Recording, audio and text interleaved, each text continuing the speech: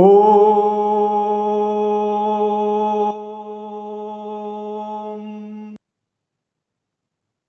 Om.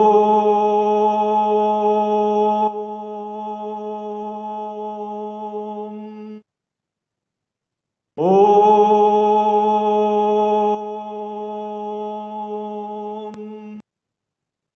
Om Saishwaraya Vidmahe Satyadevaye Dhimahi Tanna Sarva Prachodayat.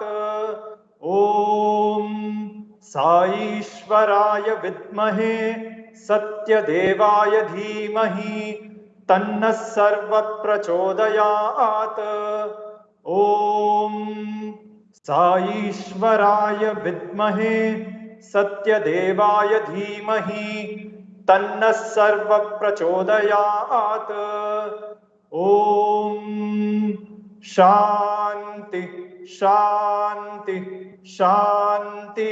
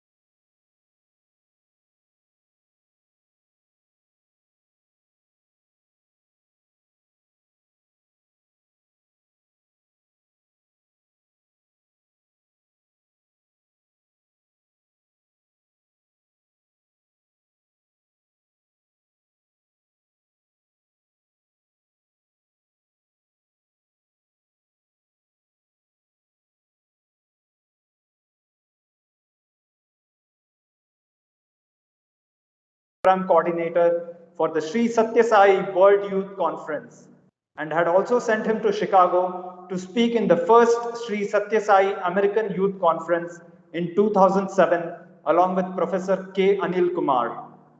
Professionally, he is the Group CEO of Vista Imaging and Medical Center, Managing Director of DenuoSource India Private Limited, and Director of Vedagna BioAg India LLP. He supports the All India President in the programs and projects initiatives, besides being the convener of the Sri Sathya Sai National Leadership Program for Self-Transformation.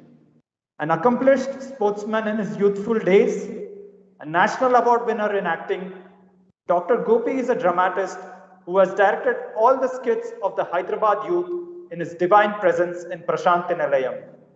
He is also a speaker and singer of caliber. We are really fortunate and indeed blessed to have you amidst us here as the speaker of the day. Over to you, Gopi sir. Sai Ram.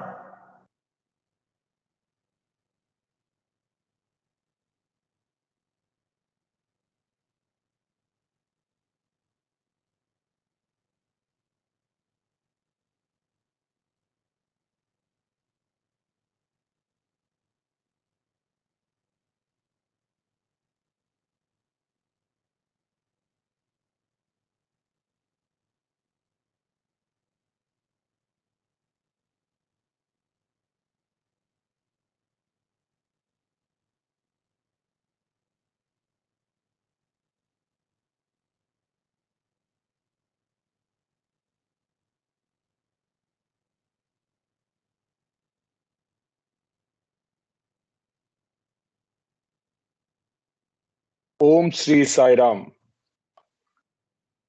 offering my most loving salutations at the divine lotus feet of our most benevolent Bhagawan. పిచ్చులు పోగొట్టు పిచ్చులు పోగొట్టు పిచ్చి పట్టించును సచితానందుడు సాయి బాబా కన్నీరు తప్పించును కన్నీరు తప్పించును కన్నీరు తెప్పించును చిన్మయమూర్తి Sai Baba. The one who weeds away the madness of our lives and brings in madness about himself. The one who wipes away the tears and sorrows of our lives and brings in tears of joy and love in our eyes. To that Satchitananda Murti, I bow to thee, I bow to thee, I bow to thee, O Sai.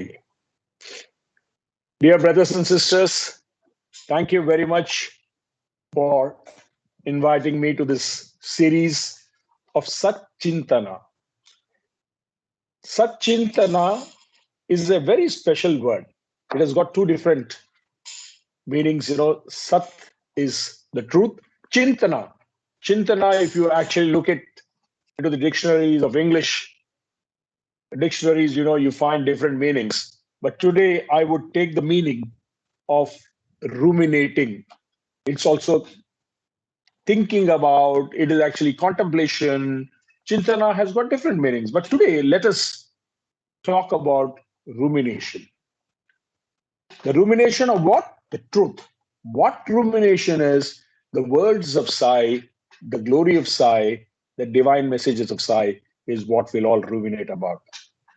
I'm really blessed to be here amongst all of you, to be a part of this wonderful series and satsang program that the Sri Sathya Sai Seva Organizations Karnataka is organizing. Saram to all of you. In this next 60 minutes, I would like to touch upon some wonderful divine messages of Bhagawan, some glory-filled incidents of divine love and grace, and many aspects of learning that Swami has taught me personally in my journey of 42 years or more in the Sri Sathya Sai Seva organizations. Now, I would like to start with a very recent read that I did. This was actually running around in the WhatsApp groups. This is about a dialogue that Swami was having with one of our elder devotees who also served of high learning as the controller of examinations, Professor Nanjundaya. I'm sure most of the people in Karnataka do know Professor Nanjundaya. This was a time that the country was going through elections in 1980. And Professor Nanjundaya was traveling with Swami in the car from Puttaparthi to Bangalore. So during the conversations, as they were traveling in the car, there were actually some supporters of the political parties of Congress who were shouting slogans on the road. And very amusedly, Swami asked Professor Nanjundaya, Yemitidi, what is this? And he said, Swami, they are actually shouting slogans of Congress party. And then, without actually waiting for Swami's reaction, he basically quickly asked Swami, who do you think will win these elections? Then Swami smiled and said, Naku ye party ledu. I do not have any party. Congress ledu, yemi ledu. I don't have any Congress, no ministers, nothing. Nothing of that sort. I don't believe in all these things. And Swami went on to say, but I have my own cabinet. And he also went on and to ask a question. Swami, I think whatever good happens in the world, I'm repeating this once again, please listen to me very carefully. Whatever good happens anywhere in the world, it happens only by Swami's will. And if things opposed to that happen, it is by operation of cosmic laws. Is it right, Swami? Was a question that Professor Nanjundaya posed to Swami. Swami said, no, Nanjundaya, you're all wrong.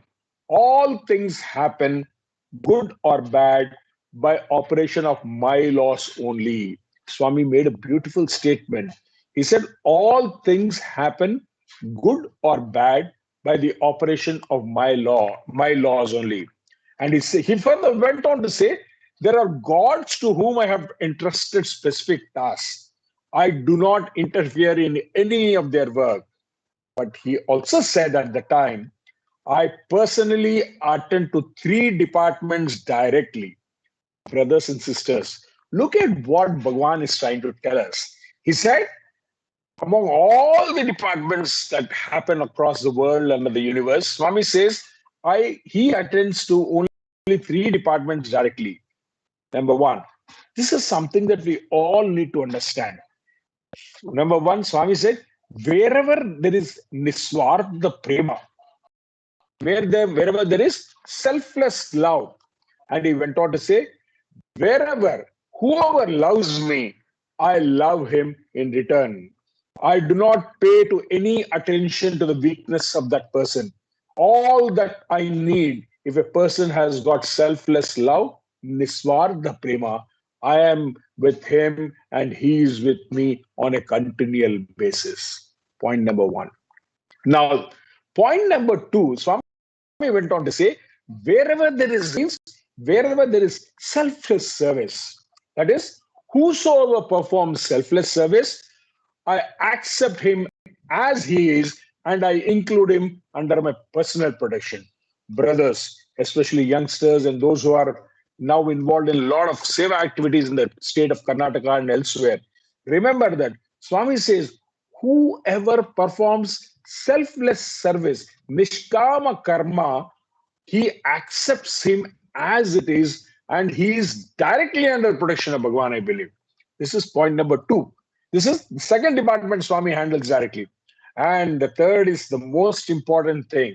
That is what we are all here for. We are in a satsang right now and we're trying to learn a lot of new things, hear about what Swami has said in different situations and different occasions. And the third thing Swami said, whosoever does nitya sadhana, that is, who performs sadhana everywhere, anywhere, be it at home or in Himalayas or wherever, whichever place it is, Swami says, I protect him without any inhibitions. So the most important thing that we have to realize in our births, in our journey, in our spiritual journey today, is that we need to have selfless love. We need to render selfless service. And the most important thing is that we should always be in nitya sadhana, spiritual awakening, and sadhana is the most important component of our lives. This is what Swami has said. Now, this may be what we are hearing, but I had the opportunity of clarifying this with Professor Nanjundaya personally, and he has said these are the exact verbatim words Swami has said. So, brothers and sisters, when the God who has landed himself, who has arrived after his merciful grace with a lot of compassion and love onto this Mother Earth, to be one with us, if he's saying that you do service, you have love, and you do sadhana, I am there to protect you at all the times, everywhere, any place, wherever you are. What more do we need? Don't you think it is time for all of us to realize this great message of Bhagawan and start getting into action on these threads? Now, I would also like to share with you that during this journey of the next 60 minutes with me, I would be also bringing out some very important aspects of what Swami actually wants us to follow and wants us to actually do in our daily life. So let me tell you a very great incident. I keep telling this in every forum wherever I actually speak. This is about a story or an incident that happened way back, about 25 years back. But it gives so much of relief, so much of happiness, so much of joy that even when I speak out right now, you will feel so blessed. This is what happened. One day, I was sitting in the Sai Kulwant Bhajan Hall, the Mandir Bhajan Hall, not the Sai Kulwant Bhajan Hall, the Mandir Bhajan Hall, and the bhajan was in full swing. And Swami was also seated in the Simhasan. After some time, Swami got up and went inside. After some time, about 5 or 6 minutes later, it so happened that Chiranjeev Rao uncle, I don't know, many of you may be knowing, may not be knowing, Mr. Chiranjeev Rao, very short gentleman, a very ardent devotee of Bhagawan, who was at that time the administrator of the ashram. He came into the bhajan hall and I was sitting right in the middle of the bhajan. He came and called me and said, Swami is calling you, get up and come. So this was in between the bhajan, as the bhajans were going on. So I got up. I was a very, as in my introduction, it was very clearly mentioned, I was a very fat guy, as Swami used to lovingly call pakoda, double size, and all this thing. So by the time I got up from the mandir and moved into the veranda region, Swami had left inside his quarters. And I was thinking, what an opportunity. Swami had called me, but Swami had gone inside, I did have. After some time, Chiranjeev uncle came in, the bhajan was over, and he came in and said, Swami wanted me to give you this packet. This is a packet of consisting of vibhuti. And Swami wanted you to go by bus. I believe you're going by bus to Hyderabad today. You should take this and give it to Justice Ishwar Prasad, who lives in Hyderabad, and go and give it to him as soon as you alight in Hyderabad. I don't know how many of you know Justice Ishwar Prasad. He was also the judge in the Karnataka High Court at that point of time, or maybe a little later than that. So I boarded a bus, and when I reached Hyderabad at 5:30 in the morning, I took an auto and directly went to his home and knocked, and he opened the door at 5:45 in the morning, and he said, "Deen Babu, why have you come? Why have you come, son?" He asked me all the pleasantries. Then I said, "Uncle, Swami has sent me this prasadam to you, and I've come here to give it." So I gave the prasadam to him. He took it with great devotion, and that's it. And I started back to my home. So normally, brothers and sisters, let me tell you this. See, when we actually do any errand, be it at home, or when your mother tells you something, or your immediate boss tells you something in office, or somebody who is senior to it tells you something, normally you complete the work and you go back and report to him. Let's say your mother has told you something, you go and say, Amma, I've completed this. Then you tell your boss, I've completed this. So here was a situation where the Lord of the universe, the Almighty Lord, gave me a task. It may be a very simple task of giving a packet of vibhutis, but he gave me a task. As I was traveling home, it occurred to me that I should go back to Swami and report, Swami, you have given me work and I've completed it. But at the same time, I had that gusto and that buoyant feeling that, I have done something for Swami. So I went back home and had a quick bath, and I told my mother I'm going back to Puttaparthi. She was thinking this guy is crazy, you just come. And then I told her, this is what happened. And then she said, okay, go. So I took a bus immediately and I landed in Prashant Nilayam around 4 o'clock. Those days, Swami used to come at 4:45, 5 o'clock in the mornings, in the evenings. So I asked Saha uncle, who was in charge for cycle with all seating. I went and sat. And here was a youngster who had accomplished a great task. Swami had given him a task, and he went, he did it, and he's coming back to report to his boss, the Supreme Lord, that I have done it. So there's a lot of gusto, that flamboyant, that egoistic thought in my mind that Swami comes now, Swami will see me, then Swami will ask, then I will say, Swami, I have done it. And Swami will pat me. That good job. And Swami came as I thought. Swami walked up towards me, came slowly towards me. And as soon as it came towards me, I got up in great buoyant feeling that I would now tell. I went up and said, Swami. And immediately said, hey, Kucho. Very sternly, he said, hey, sit down. It was just chop, chop, chop. He chopped me to size. And the way he told me, I was crestfallen. I just slumped and sat like this, not knowing what to do. Because, I had so much of energy to tell him that I had accomplished it. And here, Swami just cut me to my size. And all that ego, all that buoyancy, that accomplishment, everything melted like ice cream, just like that. It melted like ice. And I was sitting like that, not looking at any path because everybody around me, what happens in cycle and all, somebody when Swami snubs somebody, everybody looks at you as if you're the devil there, sitting right in between there. So I was sitting there and not knowing what to do. And after 4 or 5 minutes, Swami went into the interview veranda room. And there comes a student running towards me and said, Brother, Swami is calling you inside. My God, look at the feeling, look at the buoyancy and the eagerness that I had. Again, I got up with that and I started running inside. I went into the interview room. As I went into the room, Swami was he was putting his hand on the simhasan there, and Swami was reading a letter. And I was already admonished. So I decided to stay back at least 3-4 feet, not get too close to him. Swami is Prema Swarupa. Swami is also Ugra Swarupa. We know it very well. Getting too close to him sometimes can be fire. Let me tell you, I have a lot of experiences of seeing the fire from him. So I was waiting there for Swami to read the letter. Swami read that letter. He took the letter, put it on the windowsill, and he said in Telugu, Ippudu cheppu. Now you tell me. I said, that beautiful face of Swami gave me so much of solace. That smile in Swami's face gave me so much of happiness, so much of joy. I was shivering from inside, that Swami admonished me. And here the Lord, the Supreme Lord of Love, is so compassionate. He's saying, Emi cheppu ippudu. Then I went on my knees and said, Swami, I've just come back. You gave me an opportunity to actually render some service. I just wanted to come and tell you that, Swami, I've delivered the letter to Justice Isha Prasad. This is why I came here. Swami was so happy. And, he looked at me, he smiled at me when I told him that I've done the work that he has given me. And he moved a little forward and he said, in beautiful Telugu, he said, Chesko. And we all know Sai devotees, when we take Pad Namaskaram, it is our taking Pad Namaskaram. But when he gives Pad Namaskaram, that is divine bliss. So he said, Chesko means go ahead and do. And he stood in front of me. I bent down. I went down. I kissed his beautiful, loving feet.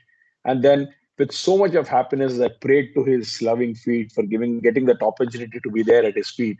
And I was just getting up. I was almost at the level of Swami's face. I made a statement. Brothers and sisters, please listen to this very carefully.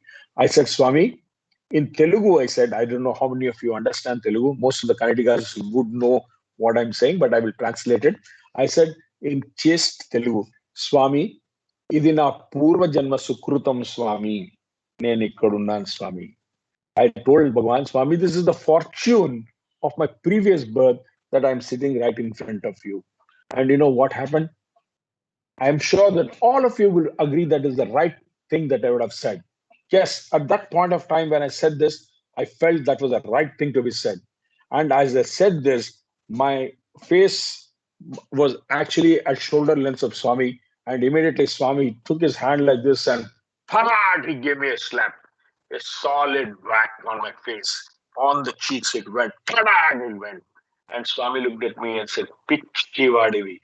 He said in Telugu, mad fellow, idini vandaladi, vandaladi, vandaladi, vandaladi, vandaladi, janmala sukrutam na mundu iroju kurchunu navu.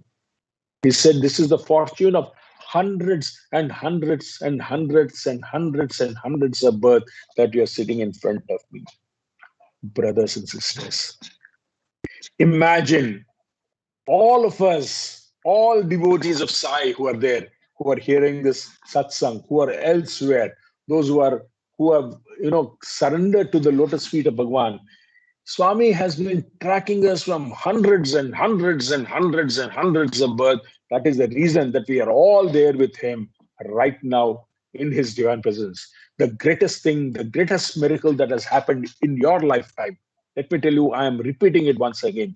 The greatest miracle that has happened in your lifetime is to be a contemporary of Bhagavan Sri Sathya Sai Baba, to see him physically, to touch him physically, to speak to him physically, and to enjoy the glory and grandeur of his avatarhood is the greatest miracle that mankind has ever seen. And we are all blessed to be, I'm telling you, we are so blessed to be in his divine presence. Such is the divine love of Bhagavan. And when we have this Purva Janma Sukritam, Vandaladi Janma Sukritam, what more do you need? A lot of us actually feel, very, very sad when something bad happens, when things don't happen the way we want. God knows when to do what. God knows what to do when, everything. I am telling you, this is the greatest thing that can happen. Never be, Swami always says, never be disappointed, especially youngsters who are on the call, who are in this meeting here. Don't ever get disappointed in your life. Swami doesn't like people with cast royal faces. Be happy, be joyful. And what is there to get disappointed? Yela nirasha, yela nirasha.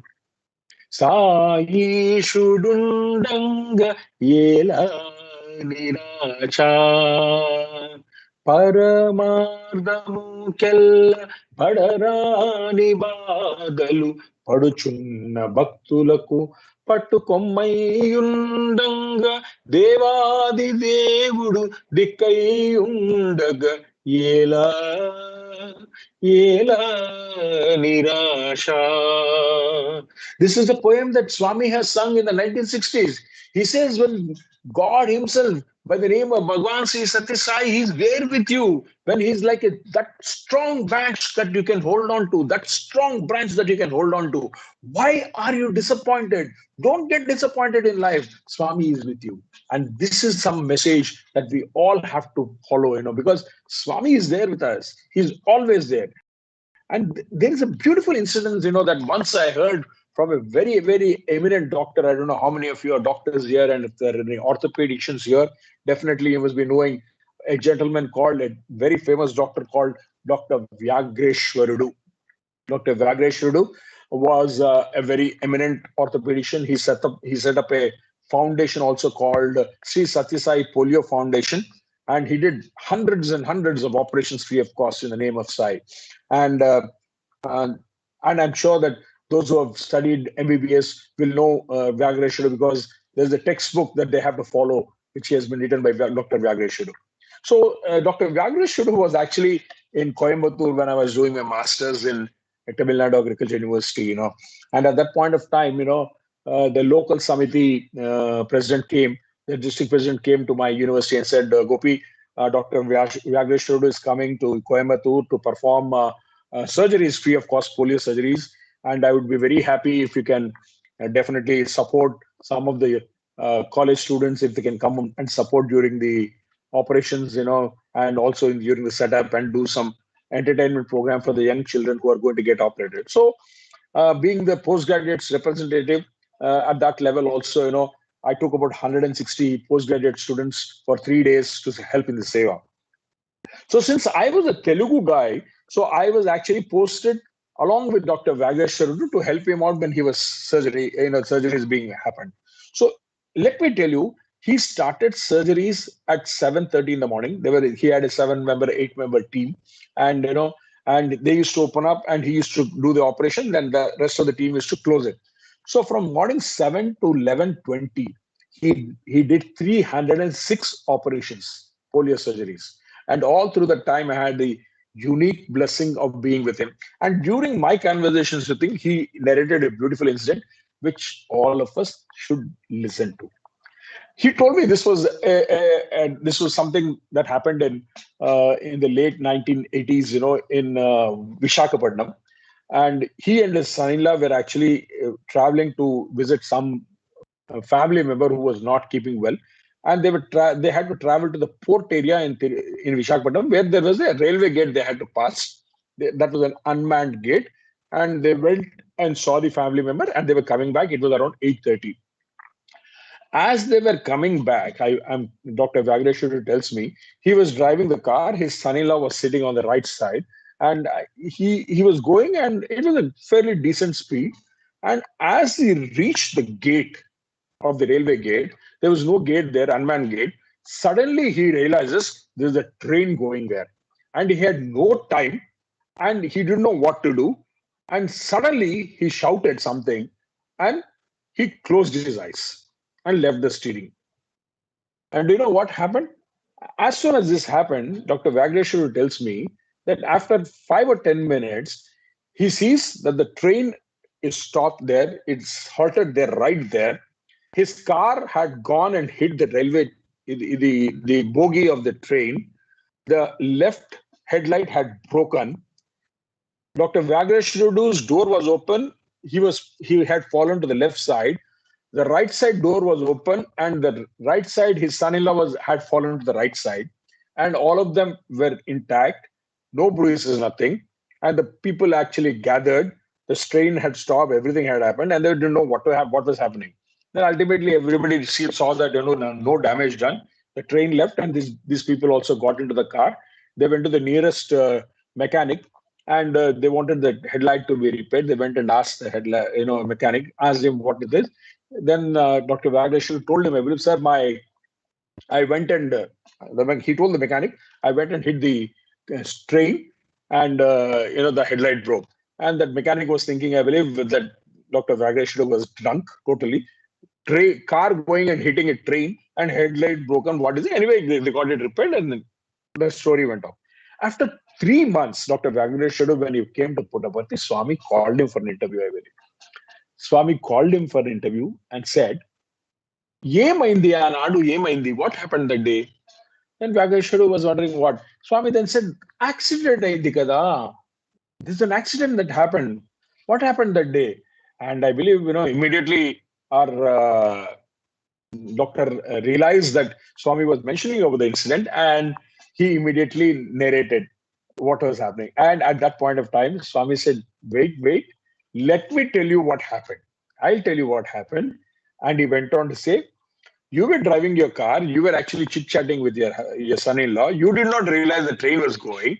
You went, and at that point of time, when you saw the train, you did not know what to do. You left the steering and said, Amma. You shouted, Amma. And do you know what happened that time? When you shouted, Amma, I had to rush to stop the train. I had to stop your car. I had to open your door, throw you out. I had to open the door of your son-in-law, pick him up and throw him out. In that time of that split millionth second, I was delayed a little bit, and that is why the car went and hit the headlight. Otherwise, that headlight also would not have broken, Swami said, I believe. This is a lesson that for all of us, whichever name you call him, once you are at his divine lotus feet, when Swami, you may kick Swami out of your life, Swami will never kick you out of your life. Remember, once you are in the fold of Bhagawan, you may actually say that I am no longer a devotee of Swami. I don't believe in Swami. I don't care what he says. But let me tell you, brother, Swami, once he comes into your life, it is eternal, eternal, eternal. Call him by whichever name. Dr. Vagreshwar called him by the name of Amma, mother. That's enough. That ardent prayer from the heart is what is important. And this is something that you call him by whichever name, whichever God you like. But it is always Bhagawan who responds to you the moment you actually start having faith in him. And this is the most important thing that we have to do. And I'll also let you know that, during one of the interactions with Swami, the youth group was sitting in the Sai Hall. Swami had given an interview and come back. And one of the brothers got up, who's now in UK, a brother called Sunil. I think he moved to Bangalore and went back to UK. Very active young brother. He stood on his knees and said, "Swami, give us more opportunities to do seva." Swami, he pleaded. Swami said, "Open checkbook kura enta cheskunte anta chesko. My check is like an open check. You can take as much as you want." And then he turned towards me and said a beautiful thing. Swami said, "Seva chestu pondi, chestu pondi, chestu pondi." I'm sure all of you understand. Seva chestu pondi, chestu pondi, chestu pondi. Go on, continue to do seva, seva, seva, continue to do. He looked at himself and said, "Swami, me seva chestu potadu, chestu potadu, chestu potadu." Swami says, "You do my work and I do your work." And I'm telling you, I am a standing, living example of this. I have nothing. I am nobody. You surrender at his divine lotus feet. Every opportunity that you get, don't leave it. You go and hit it. And Swami is there at every point of time. Swami will take care of you at any moment. Don't even think about it. Job gaya to gaya. I know instances where my team, they used to resign jobs and come for seva. Swami used to tell, "Arey, Yemi, what are these boys doing?" "Swami, you are there, Swami." The boys used to resign a job with 40,000 rupees, come there to Puttaparthi for 30 days of seva, go back, they would get a job for 60,000 rupees. That was how Swami used to take care. And that is what it is. You do my work and I shall do your work, is what Swami says. And opportunities, don't miss an opportunity, especially youngsters. Let me tell you, we all think that we are in the flying age of computers. We have no time. We have nothing.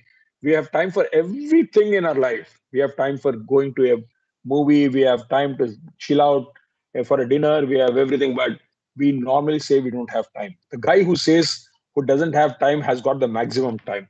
That is what I always say. And youngsters, let me tell you, strike at every beautiful opportunity that you get to do seva. I will narrate to you is an incident that happened, and this is one of the eye openers for most of us. When we do seva, and this goes like this. This was once. We were in Prashant Nilayam for about 45 days during Swami's 75th birthday celebrations, and during that time, it so happened that. We were so engrossed in the kitchen work. Swami has always asked us to do seva in the kitchen, and we've always done seva only in the kitchen and nowhere else. So we never had time to go and have darshan, and we all normally used to continue doing seva from 6 o'clock to 11 o'clock in the night, and that's how we used to work. Then we came back home after that, and Swami sent a message to Sri Raman Rao Garu. Raman Rao Garu, B.B. Raman Rao Garu is a very ardent devotee who was the National Services Coordinator at that point of time. Swami, he came back and said, "Swami is very upset with you that you have done very good seva, but you do not have the time to go for darshan." Swami says, "Jitna kaam karte ho, darshan bhi utna important hai."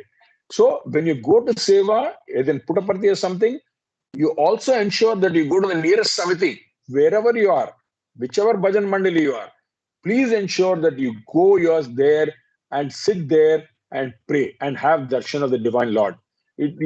Some people will say, "Oh, why not? Swami is there in my house, he's there in my heart," and all these things. All that jnana, all that, this thing is good, but you should go and charge your full self. These centers, these Sathya Sai Samitis or Sathya Sai Bhajan Mantris are centers for recharging yourself. This is where the divine energy flows through you directly.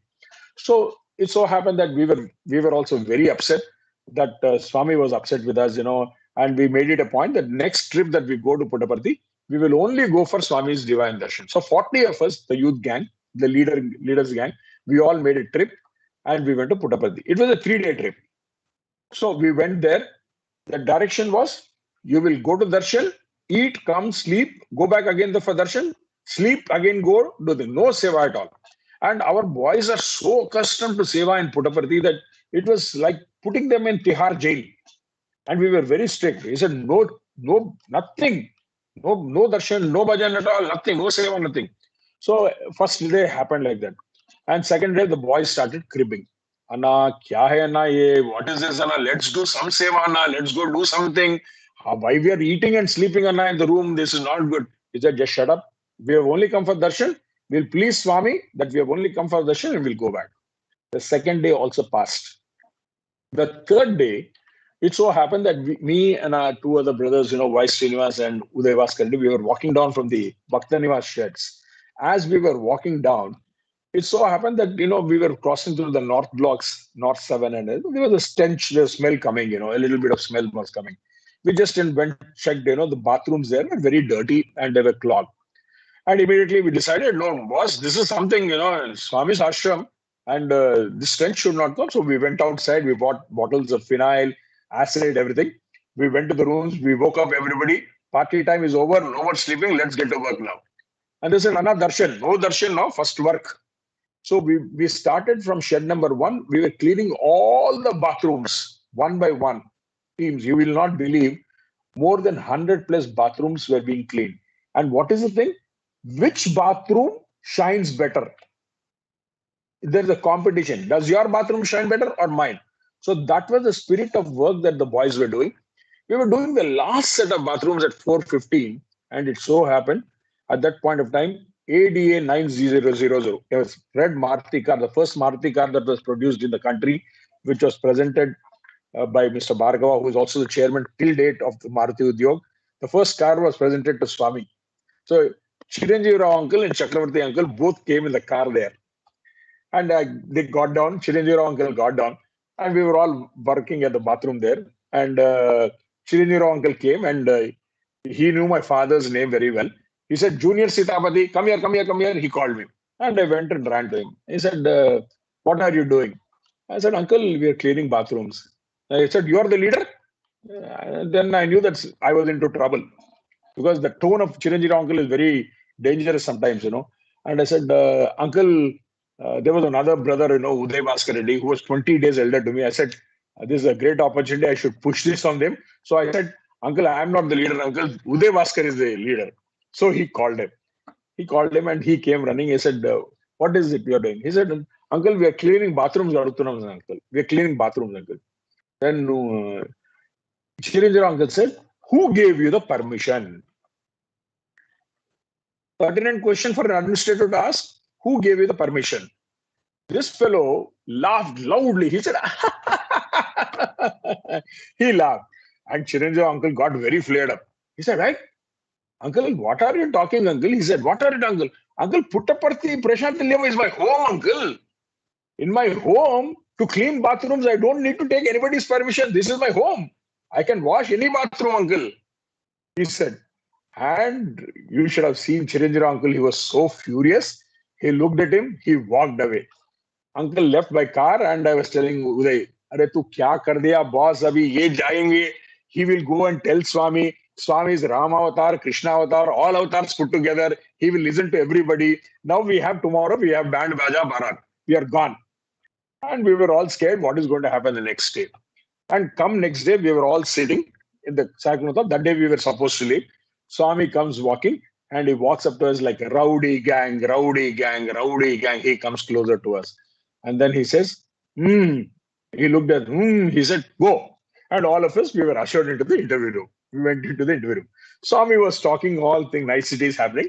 Suddenly he said, what did you do last evening? What seva did you guys do? What did you do? Then we said, Swami, we were cleaning bathrooms. So we also knew that Chiranjeev uncle has told the Rama avatar there. Rama avatar has heard about it. Now he's questioning us.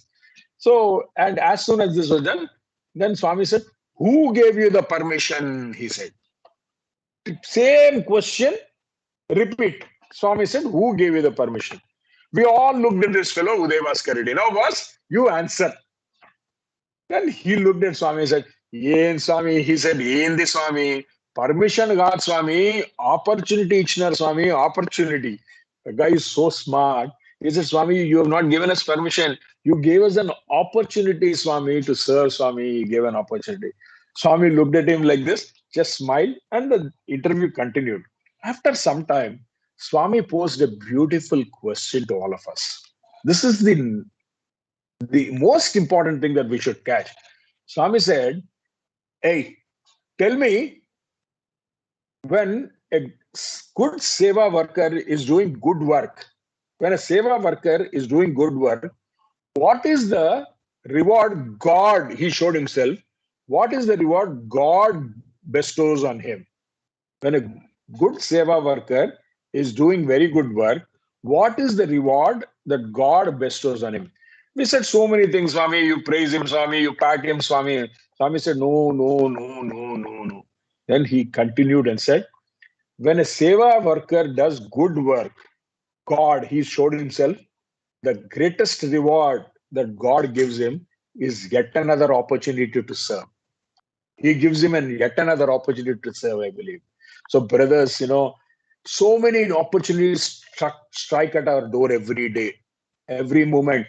There is somebody at your neighborhood who's asking some help. There's somebody on the road who is asking for your help. There's somebody in your office who asks for your help. Somebody who's asking. These are all opportunities. And every opportunity that you strike at your own, which is striking at your door, if you don't catch it, you are missing the rewards of God. You are missing the rewards of God. And God rewarding is something grateful. It goes into your data bank. It goes into your kantamala, your virtues. It is going into a bag so that, so that it is going to come back with greater virtues. You're going to come back, or you may not come back at all. You might get moksha. That is what it is. We should remember that rewards of God is very, very important for all of us. This is something that I wanted to tell you today. Right. Then, now, there was one question that Swami actually asked us in one of the interviews. He said,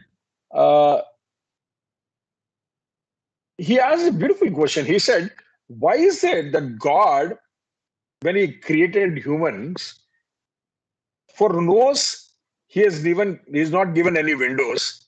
For ears, he has not given any windows. But for mouth and eyes, why is it that he has given windows? Very beautiful question that Swami asked. Then we came up with some answers. Then Swami said, no, let me tell you.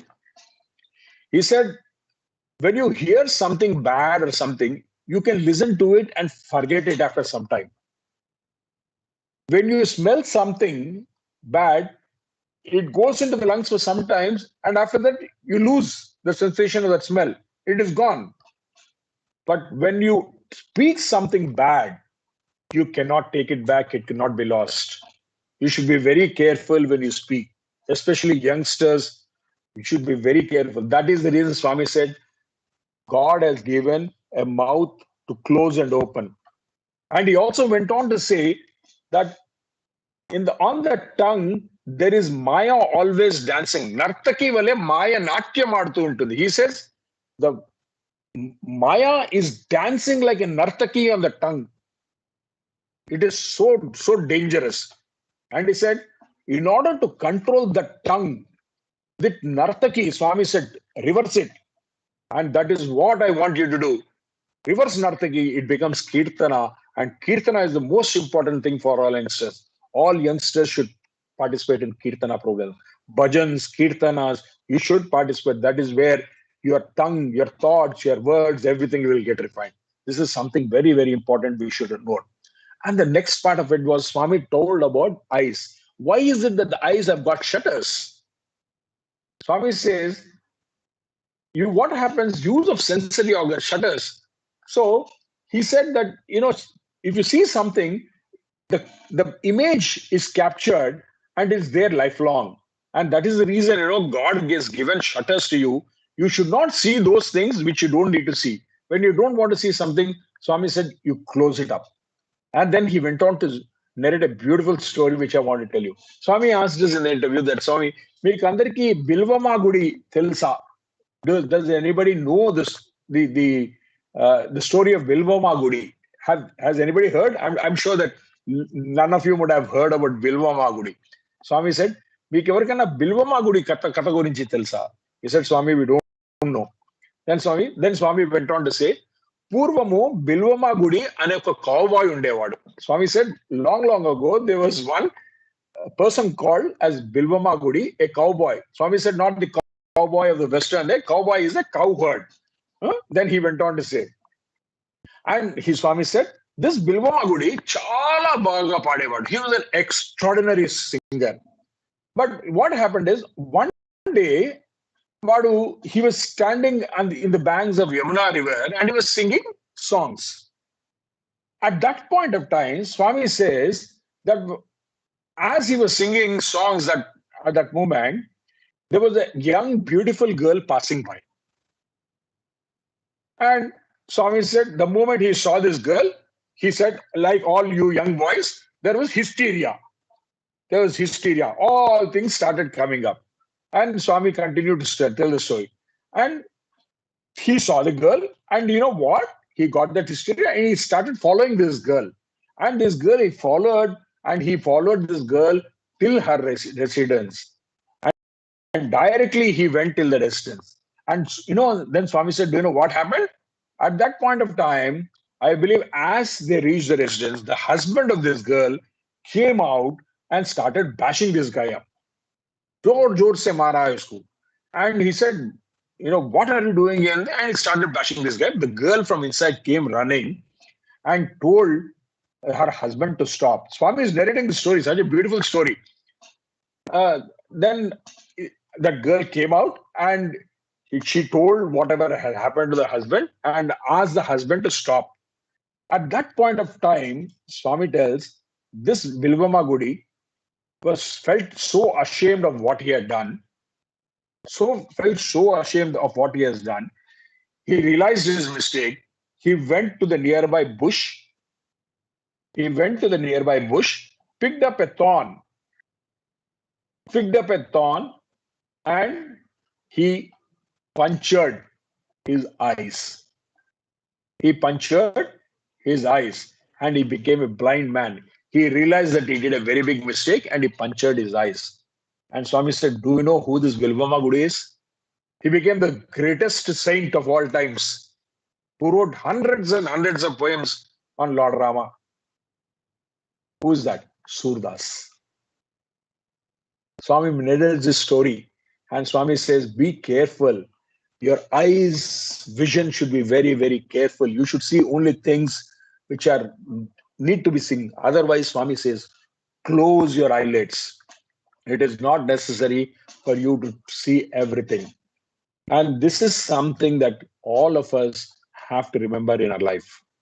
And this story of the Kirtana and the story of the Bilvama Gudi is something very important for all of us today. Right, brothers? And now I will try to also touch something, a lot of us people, a lot of us youngsters, do a lot of things and we try to hide it from ourselves and try to hide it from somebody else. I'll tell you a great incident which will convince you that you cannot hide everything. In fact, Swami had once during one of his Padanamukas told us directly, the only power in the earth which can read your mind, he said, which knows what you are doing, which can read your mind, is Bhagawan Sri Sathya Sai Baba. Swami told us. Nobody else can read the mind like me. And he said, be careful. I am always watching you. Just a quick story on that. Once we were all seated in the interview room and we were about 60 of us. The room was jam-packed. And Swami suddenly picked up one boy and started asking him, what are you doing? The boy said, Swami, BCom అయిపోయింది. Swami, I completed my BCom అయిపోయింది. Swami, అయిపోయిందా? ఇంకా ఏమైనా ఉందా? He said, Swami said, finished? Are there not some more papers that you need, right? Then the boy very hesitantly hung his head and said, Swami, rendu subjects ఉన్నాయి, Swami. 2 more subjects are there, Swami, I have to write. Then he said, first go and complete those and then go for Seva. First studies, then Seva. You do that. Then he said, చదువు అయ్యాక అప్పుడు సేవలు చేయొచ్చు. Complete your studies. Listen to your parents, what they say, and then you can do Seva. And then at that point, Swami just moved forward a little forward. And one of the boys went on to introduce that other boy to Swami. Swami looks at that boy and said, Arey, వాడి మార్కులు చెప్తున్నాను, వాడు ఏ subject లో fail అయినాడు చెప్తున్నాను, వాడికి నాకు జన్మల రాంతో నాకు జన్మలతో బంధం ఉందిరా, వాడు ఎవడో నాకు తెలియదా? Don't I know that fellow who he is? Swami is asking. Remember, Swami is saying, I know this fellow. I'm telling you his marks. I'm telling you which subjects he has failed, where from he is hailing. I know everything. I know this guy from hundreds of his birth. Don't you try to introduce this fellow to me. All of us, brothers, all of us are known to Bhagawan. You may be thinking that Swami has not seen you.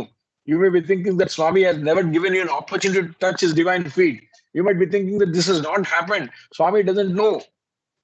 Please be assured that Swami knows everything. Let me tell you another incident. I was sitting once, we had all gone for a program and to submit a program to Swami. Swami never even cared about us. We were seated for 4 darshans. Swami didn't even come and ask us. Normally he would come and ask us, when have you come? What have you come for? He would ask us. He didn't. There were so many VIPs coming and Swami was calling them. And that night, the second night, I was sitting in South Block at 11:20. We were all discussing, all youngsters, and I was actually scolding Swami in the night at 11:30. I'm telling you this, saying this Sathya Sai Baba doesn't have time. He's looking at politicians.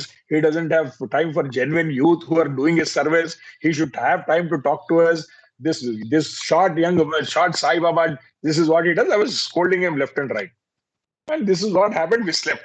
Next day morning, believe me, Swami called us for an interview. We were all seated in the interview room, and Swami was asking us what the project was. Suddenly, Swami's chair is like this. Swami turns towards me like this. Hey, Pakoda, ఏం చెప్తేవరా రాత్రి? What did you say at 11 o'clock last night? పొట్టివాడినా, నాకు time తెలీదా, నన్ను తిడతావా నువ్వు? ఏం రా నువ్వు చేసేది? He started banging me. I was lost. Every word verbatim, whatever I said, he repeated. Every word. Can you believe it? Then, you know what Swami said? He took his jubba like this. He held his jubba like this and he said, pure form, pure divinity. ఒక్క తప్పు చేయను నేను, ఈ దేహం ఒక్క తప్పు చేయలేదు ఇప్పటివరకు, తప్పు చేయను, మాట పడను. He said, I have never done a mistake. I will never, I will not listen to anybody's scoldings. You can never scold me. Imagine, that is the Lord we are with here. Unbelievable. We always have this thought, why does this happen? Why does that happen? Why is it the Swami is doing this? Why is he doing that? All these questions come up to us. A lot of us actually have these questions in our mind, especially youngsters who are in this call. I'm sure all of us are.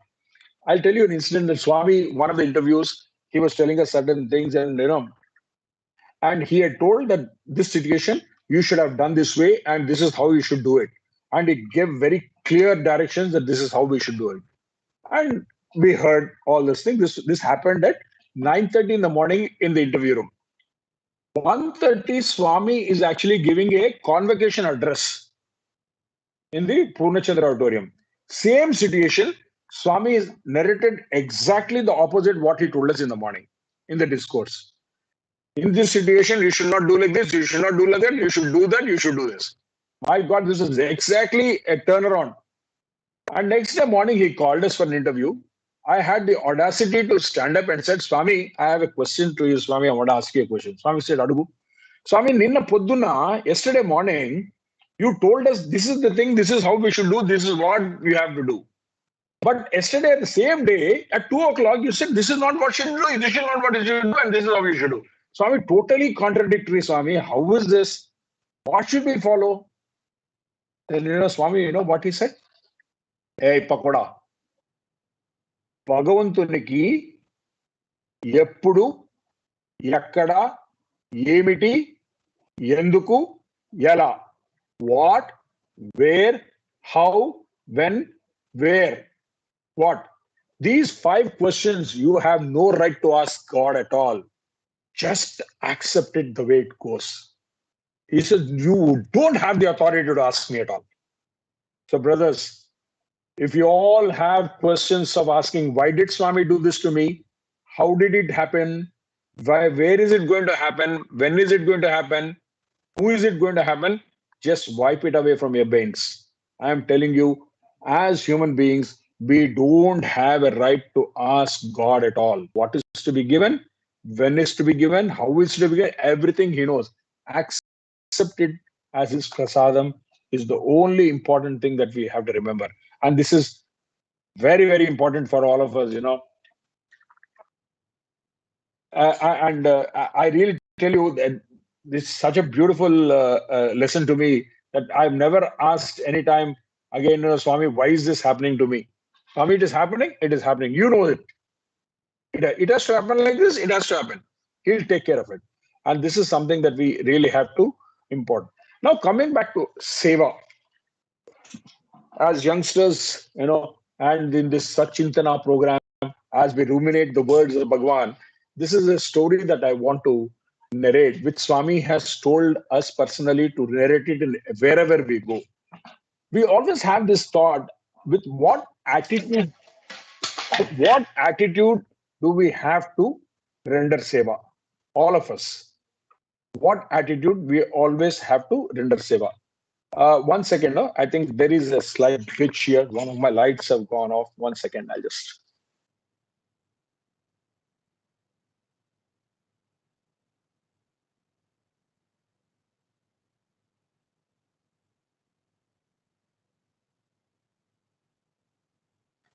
So, with what attitude do we have to render seva? Swami narrated a beautiful example, a story that I would want every youngster who's in this call to listen. Swami was telling that there was once a sadhu who was walking on the banks of the Bukkapatnam uh, lake bed. And as he was walking, I believe, and it so happened that in the marshy land of the Bukkapatnam lake, there was a small goat which got stuck in the marshy land. This goat was trying to actually pull its leg off from the marshy land. It was trying to pick up one leg, and the other one was getting stuck. And there was a bunch of youngsters, I believe, the roadside youngsters who don't do anything, but actually chit chat. I believe they were pelting stones at this goat then. And, this poor goat was trying to save itself from the stones, at the same time trying to pull off from its leg. And Swami says, at that point of time, I believe a sadhu was walking down the path, and that seeing this, immediately he removed his jubba, ran into the marshy land, picked up the goat, and brought it to the bank and let it free. These youngsters went to the sadhu and said, are you thinking of yourself as a big hero that you went and saved that particular goat?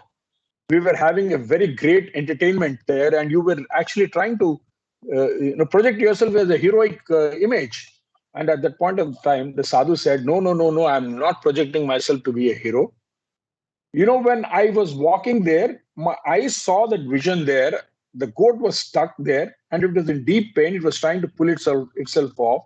You guys were throwing stones, and it was such a pathetic scene there. And that point of time, my heart started aching. My heart started aching. In order to alleviate the pain in my heart, I went and saved that goat. It is not to save the goat, but I wanted to save myself the pain that my heart was giving. And Swami said, this is the attitude I want the youth of the Sri Sathya Sai Seva organizations to work with. This should be the motto. This should be the thought with which the youth should work. This is the most important. Do not try to go and serve somebody just for the heck of it. Swami said, stunt to show is not necessary. Feel the pain. If you're going to village, tell them, though people in the village are my brothers and sisters, they're a part of my life. It is my bounden duty to go and do that work. Have that conviction that they're my brothers and sisters. Then render the seva with devotion. That becomes an offering to Swami. That becomes an offering to Swami. And this is the motto that let us all work with. We are now going forward, with almost about 6,000 villages to work on now. And every work, Swami says, Anandam to cheyandi. Shrama is not. Shrama should never come.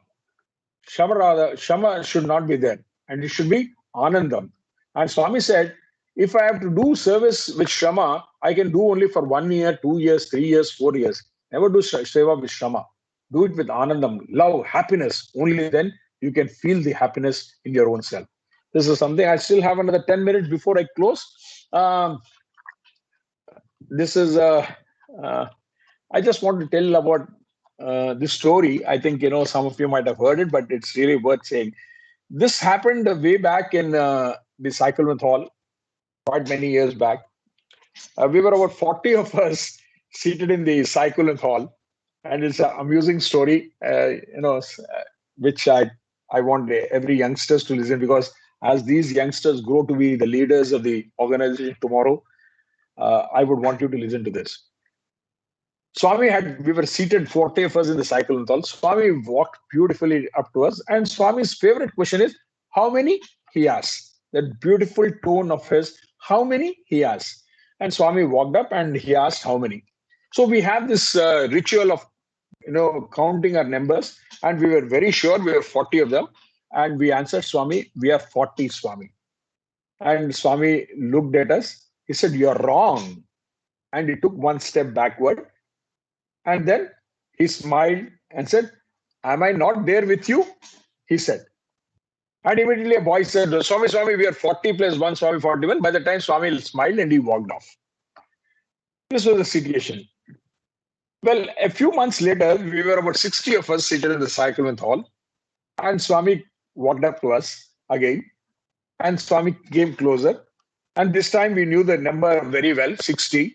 And Swami said, am I not there with you? So 60 plus 1, if Swami asks how many, we should say 60 plus 1, 61, right?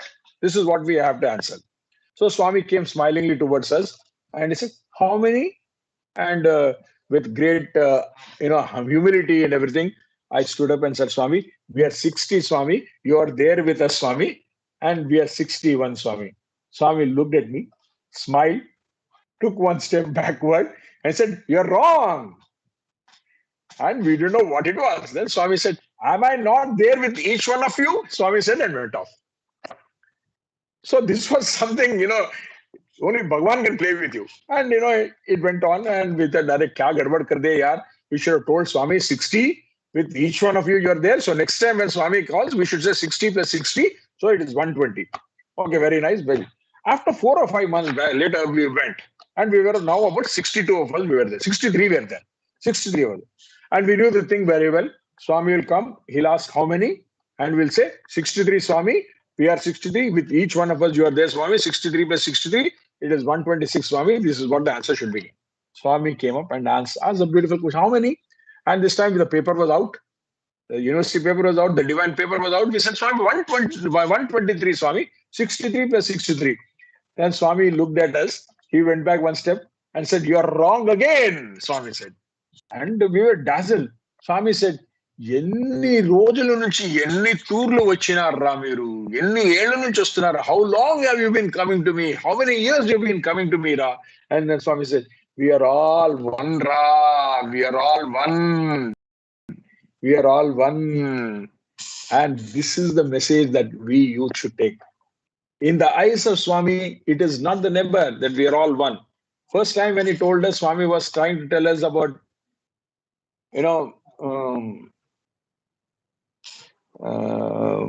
he was trying to teach us the spiritual aspects of our life. In the final stage when he said we're all one, he brought us to that spiritual level to basically understand the concept that we are all one in the eyes of God. We are all one, and this is what we need to learn in the Sri Sathya Sai Seva organization. And this is a great lesson that Swami has taught us during his divine sojourn on this Mother Earth. I have many things to share, but I'm just thinking, what will be more good for you at this point of time. I would like to end this with another beautiful incident. I think, I don't want to overshoot time. I've already overshoot. I didn't know this already about 1 hour plus 1 hour, 10 minutes I've spoken. I didn't even know that. But this is actually an incident that happened. Yeah, another 10 minutes is what I will take. This actually happened to me post Swami's Mahasamadhi. Lot of people think that Swami is no more. Swami is not there. Is he there? Is he not there? Will he listen to our prayers? Will he not listen to our prayers? What will happen? All these questions are actually blocked in our mind. We have this huge question that are blocked in mind. This is one incident in my life that happened post Swami's Mahasamadhi. Let me tell you, brothers and sisters, who are on this call. Swami in Prashanti Nilayam, I don't want to call it Mahasamadhi. I would like to call it Mahasannidhi. It is Swami's Sannidhi there. It is divine presence. Swami is 100 times into 100 times more powerful there in Prashanti Nilayam than he was in the physical form. And each one of us have to go there to get ourselves charged. Just by the mere look of the Mahasannidhi is enough. I've heard in my life great yogic masters telling me personally. I'm telling you, great yogic masters. Tomorrow in the satsang, you'll also listen to another yogic master talking about Bhagawan. Great people telling me that Swami is the Seva Shakti Swarupa in living form, in Prashanti Nilayam, 100 into 100 times more powerful than what he was in the physical form. And if at all you're thinking, Swami abhi physical nahi hai, what is the point in going to Puttaparthi? I'm telling you, you're making a very big mistake in your life. You go, see, have that one's divine darshan there and come back. Your life will get charged. Swami is always waiting there to receive you with open arms as a loving mother. This is something that all of us need to understand. As youth, I'm telling you, we are running in this concrete jungle. Every day we run. We run from one place to one. Take one run also to Prashant Nilayam in this concrete jungle. Make it a habit at least to go and see Swami once in 3 months. Remember, if you want to go and see your father when you're staying away, you have the urge to go and see your mother and father once in 3 months or once in 4 months. Why not Swami, the mother of mothers? We all have to make this a promise to ourselves that we should go. Now I will end with this beautiful story of mine. This happened, when I was traveling to Chicago on an official visit. Me and my colleague, a plastic surgeon, we were going to see a robotic hair transplant machine in actually Denver. And I was traveling, and suddenly a young friend of mine, a young brother, who had worked with me for almost 25 years in Sathya Sai organization, suddenly called me up and said, Anna, I heard you're going to the US. Can you help me out? I said, what is it? He said, I have a small packet of medicines, which are samples. I wanted you to actually give it to one particular person courier it to one particular person in New York after you land in US. I said, okay, you bring it over right now. He said, no, Anna, I'll pack it up and give it to you in the morning tomorrow. I'll come and meet you at the airport. My flight was at 7:30 BA 276. I can't forget that flight even today. I told him to come. He came to the airport. Right before I was getting into the airport, he gave me three small packets of pharmaceutical medicines. Then I said, what are these? Then he gave me some documents. He said, these are all FDA documents. This is what it is. And in my 3 suitcases, 1 carry-on and 2 bags, I put them and I checked in, and I flew into United States. I landed in Chicago, and there was my doctor colleague also was working with, who had come. I told doctor that you go through the green channel. I have some medicines with me. I'll just declare them. Since I'm carrying medicines, I want to declare them. I went to the customs department. I declared. Then they said, do we have the papers of this? I told them I had my backpack and the papers were there. The first batch of medicines were there. I removed it and I gave it to them. The lady was there. She was looking at this thing and looking at everything. She was looking at the computer. And then suddenly she said, sir, I'm sorry to tell you, these documents are not original. They're not FDA approved documents. These are documents which are not real. And then I said, no, this friend of mine had given it to me. Then she said, which company is it? Frankly, I didn't know the company's name of my friend. She said, where are you sending? Which company are you sending? I didn't know the company to which I am sending, because this was a very trusted younger brother of mine who has worked with me and who was very, very close to Swami. He gave it to me and I just dumped it in my bag. Sometimes, this is where discrimination comes in. Swami says, discriminate in your life. Then I put it on, and I told him that this is a friend of mine who gave it and they're just sending it there. She said, can I see the drugs? Then she saw all the drugs there in my pack, the carry pack. And she said, I'm sorry, sir. These drugs are not permitted into the land of United States of America. These drugs are banned. You cannot bring it inside. We will have to interrogate you. You are actually smuggling these drugs inside the country. I said, I am not smuggling it. I am bringing it. I have brought it to your notice. I've come here to declare it. And how can you say? I'm sorry, sir. You have to come for an interrogation. Then they took me into a big, huge room. I'm telling you, a big, huge room at 20 feet by 20 feet, strong room, steel room, which is an interrogation room. There was a table. I was made to sit there. 10 people interrogated me.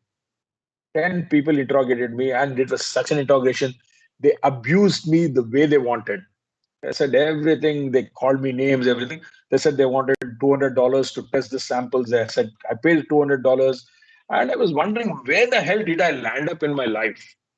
I tried to help a friend of mine to do some good work, thinking that it's God work, and I went in there, and this is where I landed up. And everybody was shouting at me. I was said I wanted to talk to my brother. My brother was actually head of Africa for the World Bank. I said, my brother is the chief of World Bank of Africa. I want to talk to him. They said, nothing doing. We can't permit you. I said, can I talk to my friend? My doctor friend is waiting. My daughter is there in Denver. I would like to talk to him. He said, we can't access you. Let our chief come. The chief inspector will come. Then he will decide, call your attorney and speak to him. Till then, I was zapped. Then there was a black lady who came, and she was so rough with me. And the first time in my life, I started crying. I said, where did I land up? Doing good to somebody, I landed up in a mess for my own self. I didn't know what to do at all.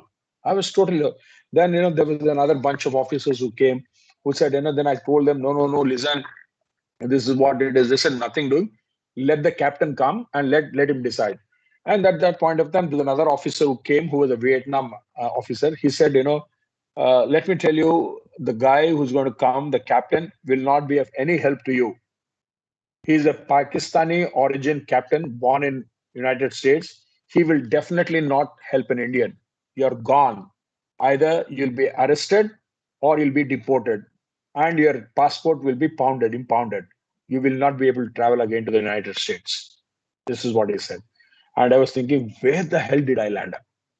And then this captain came in, and a short guy, Mustafa Bolke Likhawata, he came and he said, oh, you're the guy who's drug trafficking into my country. He started shouting it. I said, no, captain, listen to me. This is what it is. And I said, listen, I am what I am, And I said, I belong to one of the largest spiritual service organizations in the world, the Sri Sathya Sai. At that point of time, I'm introducing myself to him. I belong to Sri Sathya Sai Seva organizations, India, and this is what I do. This is what it is, and everything. I don't care about where it is. And he was saying, get this fellow arrested. We'll take him up. After we take you to custody, then maybe you can call your people and your attorney can come and we'll see, look at it. He was saying. Then I said, listen to me. I'm telling you, I still have samples in these 2 bags also. I am not trafficking anything. I'm declaring all these things. He said, you still have samples in bags? He said, open it up.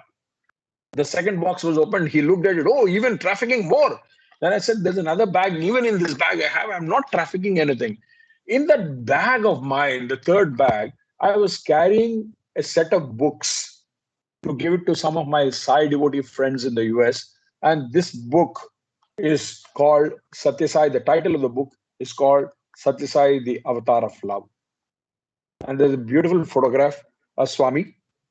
Swami's Abhayastam. It's a beautiful pack of 6. I wrapped it up. I put it right under the suitcase so that there's a weight on that and the books don't get damaged. And I opened this bag of mine. Let me tell you, brothers, I opened this bag of mine. Right on top of the suitcase, this wrapper is opened.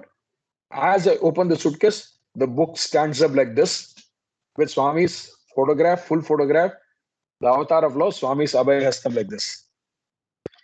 And I am crying there. I'm telling the captain, I'm talking about Sathya Sai Baba. This is Sathya Sai Baba. This is the person whom I adore. I belong to this organization. I'm not telling lies. I speak only the truth. I'm pleading with him. And I'm looking at him and he's looking at the photograph. I'm crying. He's looking at me. He's looking at Swami's photograph. And then he says, hey, did this guy come to Pakistan at any point of time? He's asking me. In that melee of things that is happening there, he's asking me, did this Sathya Sai Baba come to Pakistan? How the hell would I know whether Swami went to Timbuktu, and where do I know Swami travels across the globe? Everywhere in the world he goes, and we don't even know about it. I said, I don't know, Captain, I really don't know, but this is the Lord I adore to, I pray, I belong to this organization. And I was trying to, he looks at me, and then he says, oh, I've heard about this Baba. He said, I've heard. I believe, there was a medical camp that was conducted in Pakistan, and one of my friend's mother got operated through this organization of his. He looked at me and he called his officers. He said, let this fellow go. He's speaking the truth. Imagine a place where I was supposed to be arrested, where I was supposed to be deported, where I was supposed my passport was supposed to be impounded, where I was supposed to be taken into custody. This captain, a Pakistani guy who will never actually support an Indian, he sees Swami's photograph and he looks at me and says, this guy is speaking the truth. Let him go. And you won't believe, this captain sent 2 officers with me. We went to the nearest incinerator. He made us burn all those drugs. They took me to the counter to the American airline counter. My flight to Denver had already left. They got me a ticket, customs department. They took me to a hotel. They ensured that I stayed in the hotel the day. They told the hotel guys to arrange a cab for me the next morning to catch the flight to Denver. And all this happened because of the avatar of love. We are so lucky. We are so grateful that we have this greatest friend of our life, Bhagawan Sri Sai Baba, with us. What more do we want? And people still think that he is not there with us. What a thought, what a thought. Swami is there right now. Right now, he's listening to every word that you are speaking, I am speaking. Swami is there always at that moment. Every moment of our life is there with us. And we need to realize this, because there is no other better friend in your life. The best friend of your life is only Bhagawan Sri Sai Baba. Have that conviction. Have that thought. Swami, you are there with me. And don't make Swami a part of your life. I always tell this to everybody. If you make Swami a part of your life, he becomes only a part and parcel of your life. You make yourself only a part and parcel of your life.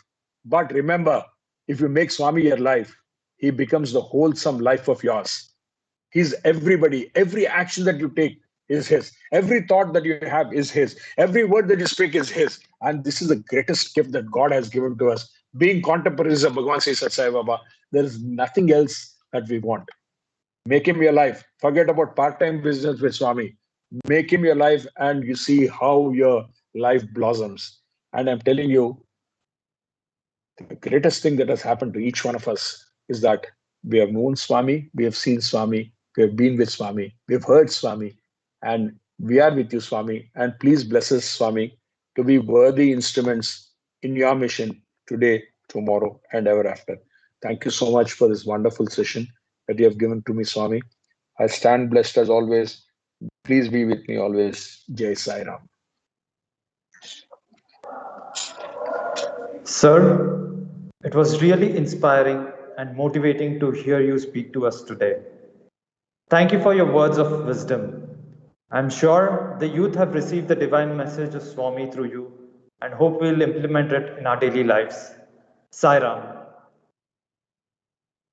Sir, we have also a few questions that with your kind permission, we would like to take them up.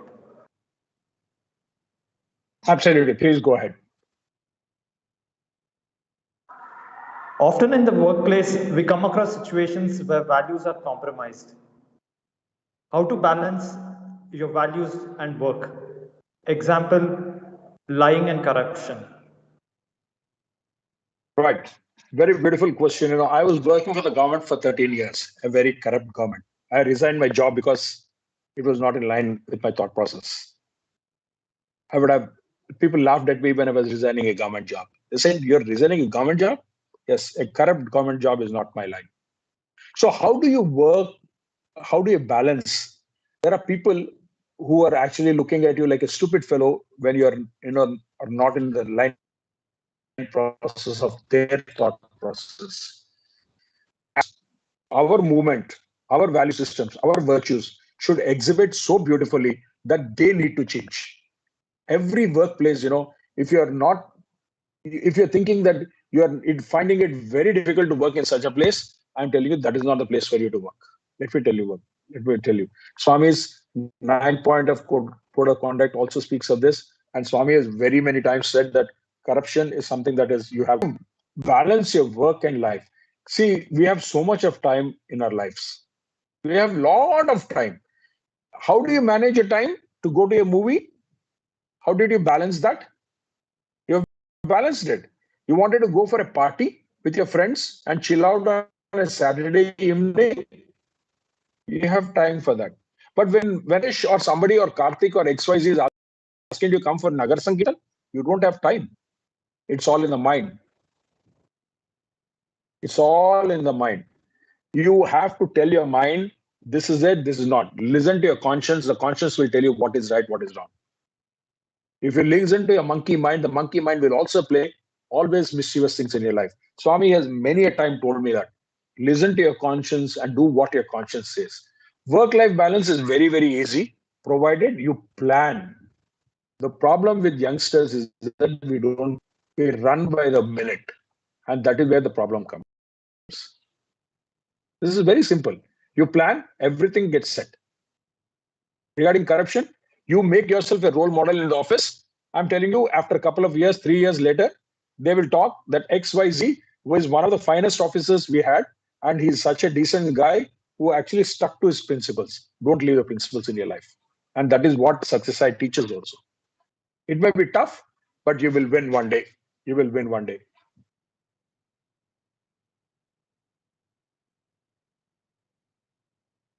You're on mute. Thank you for your response, sir.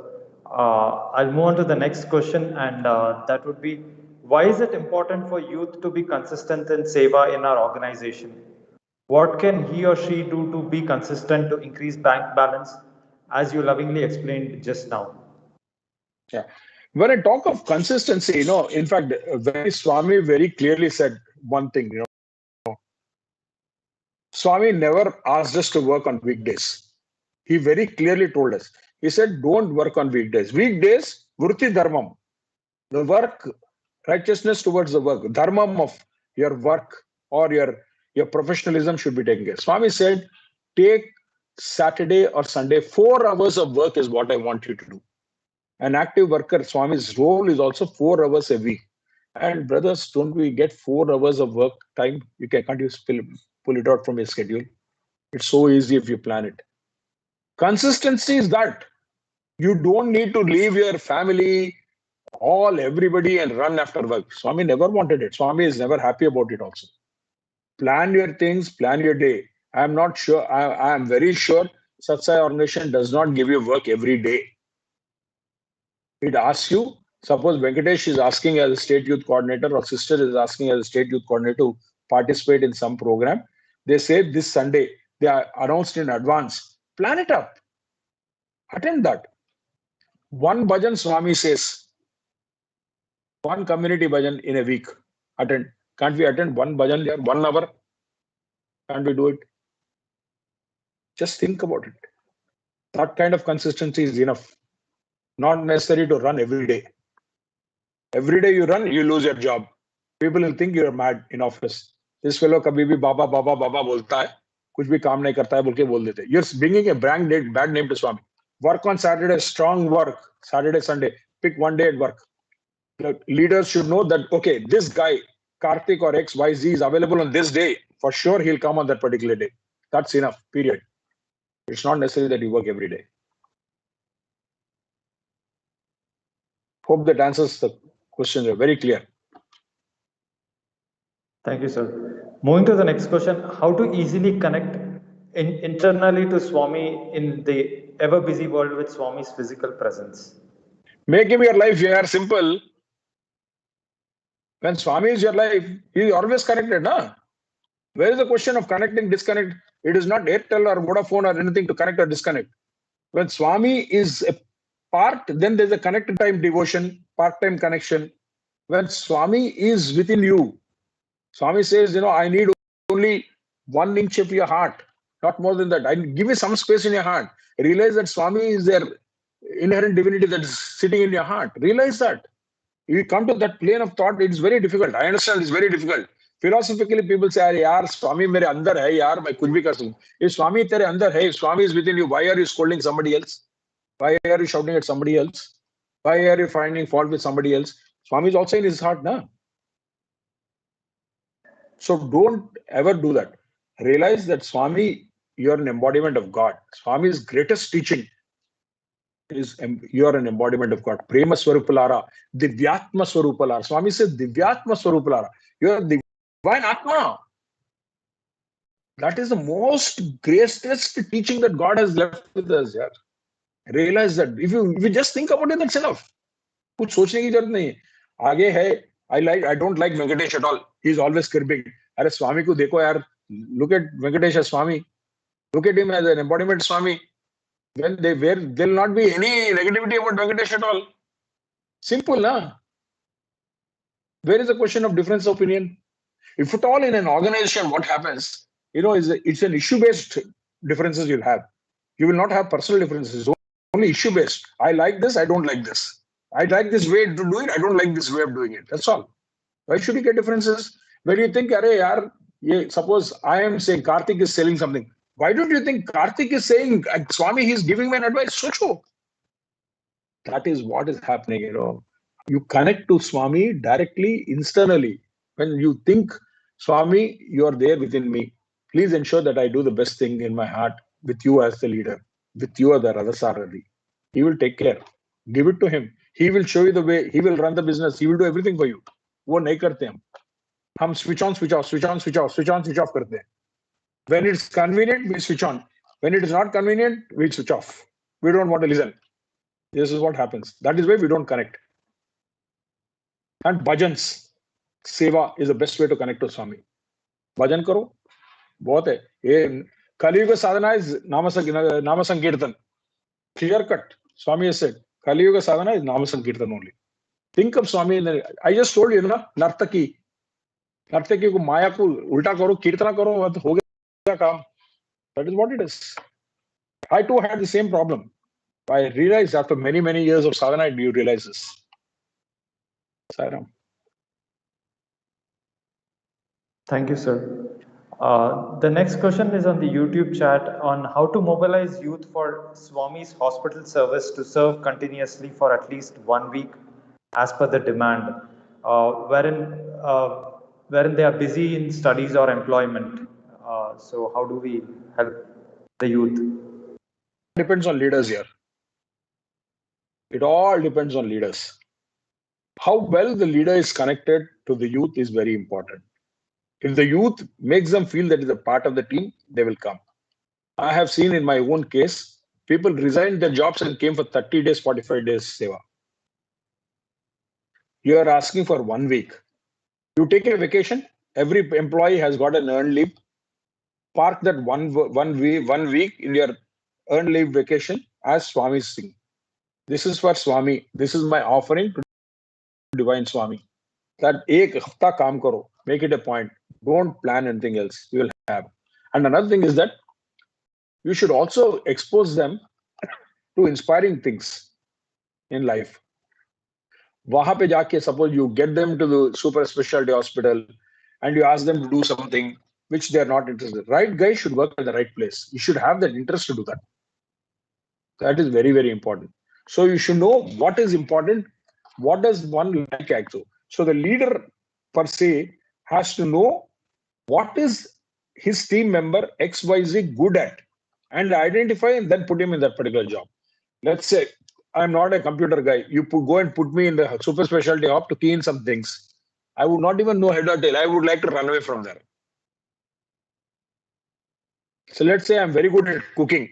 I like to put me in the canteen. I'll work even not 1 week, 10 days I'll work. It is all interest. How do you create that interest? And leadership has to create that interest by being an exemplary leader. If the leader is only trying to dictate terms, you kar, wo kar, ye kar, nahi hota. Swami is a beautiful example of an ideal you. Swami showed it to the world. 32 years of his life, he preached. He said, this is how he created miracles. He did this, say that. 32 years of his life, he practiced what he said.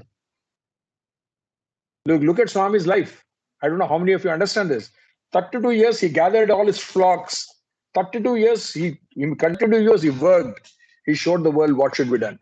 After 32 years, he made us all do that. Today, he is making us do it. Our life should be his message, is what it is right now. Think about it. And I think, youth can get inspired. The only thing is that we need to sit with them and explain to it. They'll listen. They'll definitely listen. It has happened in our state with our youth. Why can't it happen in Karnataka?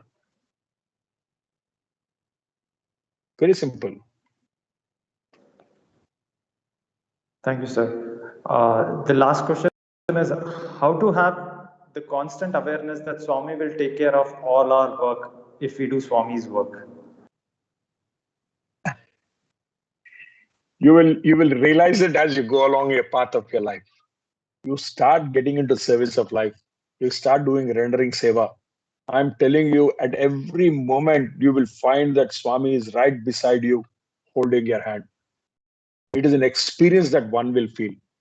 Mere talk will not help. It will not help.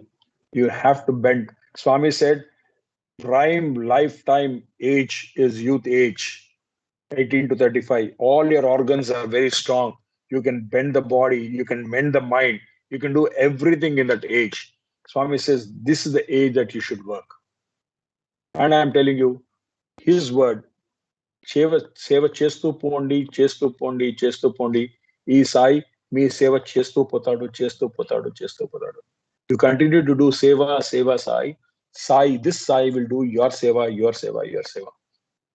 There are so many stories of that, I'm telling you.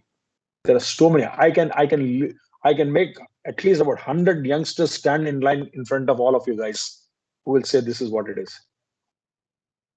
Swami says, take one step, I'll take 100. Swami says only 100, yeah, he'll take 1,000 steps, I'm telling you. And the greatest thing is that for 22 years of my life, I have seen the phenomenal response that Swami gave. Phenomenal response. It's not like, अरे Prime Minister आया तो Prime Minister को बिठा देते Swami. मेरे बच्चे आए हैदराबाद से, I have to talk to him. Why? Swami wants people to work. Seva karo. And Seva is the greatest part to redeem your life. Moha Kshayam. You'll remove your ego. You'll get moksha. I'm telling you this. Greatest tool, easiest part. Once my father asked, Swami, I'm an IAS officer, and I'm so busy in my life. I cannot run around here, there, I'm so busy most of the time. I work 18 hours, 17 hours. What is the easiest way to reach you, Swami? Swami said, my father asked him, Swami. You know what Swami said, smilingly? Love all, serve all. Khatam, 2 words mein khatam. Loving all is very difficult. Very, very difficult, especially in the SSSSO organization. It takes a lot of sadhana to do it. But serving all, you can do it. And serve. Seva will do wonders in your life. Will do wonders in your life, I'm telling you. Start experiencing that, each one of us. Let us all get together. There are ample opportunities. Swami has given a beautiful platform called Sathya Sai Seva Organizations. It's such a wonderful platform. One banaye dikha ke rakhe gaye Swami. You serve, come and serve. And you redeem your life here. Simple. And he's there to take care. I'm telling you, I have not seen any Seva worker, at least in my surroundings, who has served Swami with a lot of love and concern, getting into trouble or having any trouble in his life. I have not seen.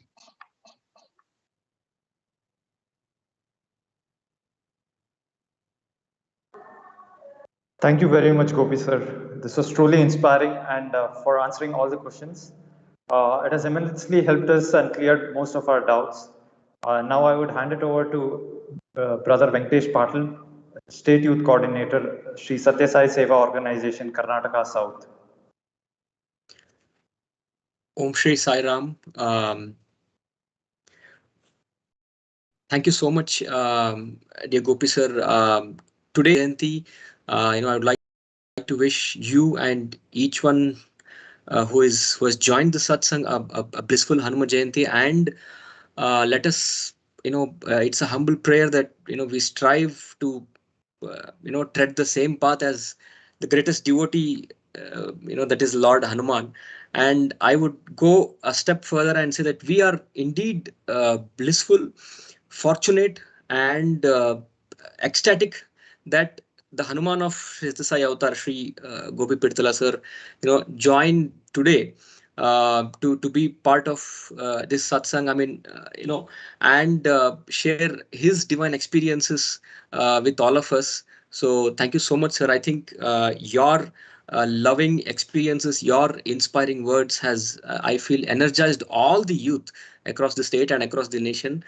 So thank you so much for taking time. And I know how busy it is, with you being the CEO, being the director, being such an active member of the organization, and being able to balance it, take time for us. Thank you so much, sir. Jai Sai Ram.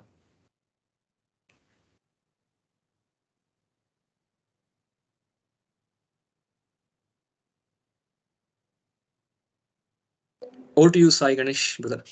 Sai Ram. Om Shri Sai Ram. We would like to thank our beloved Master, Bhagawan Shri Sathya Sai Baba Varu, for blessing us with this golden opportunity. We thank Dr. Gopi Krishna Pidatala sir, National Team Member, Programs and Projects, AIP Office and Convener, Shri Sathya Sai National Leadership Program for Self-Transformation. Thank you, sir. Sai Ram.